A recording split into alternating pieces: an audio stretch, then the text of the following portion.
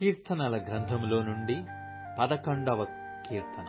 యెహోవా శరణుజొచ్చియున్నాను, పక్షివలె నీ కొండకు పారిపొమ్ము అని మీరు నాతో చెప్పుట ఎలా?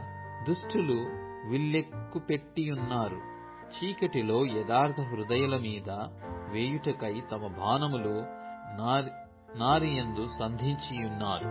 పునాదులు పాడైపోగా నీతిమంతులు ఏమి చేయగలరు? యెహోవా తన పరిశుద్ధాలయములో ఉన్నాడు.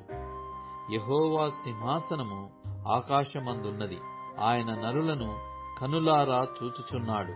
తన కనుదృష్టి చేత ఆయన వారిని పరిశీలించుచున్నాడు. యెహోవా నీతిమంతులను పరిశీలించును, దుష్టులను బలాత్కారాసక్తులను ఆయనకు అసహ్యులు. దుష్టుల మీద ఆయన ఉరులు కురిపించును, అగ్నిగంతకములను వడగాలియు వారికి పానీయ భాగమగును. యెహోవా నీతిమంతుడు, ఆయన నీతిని ప్రేమించువాడు.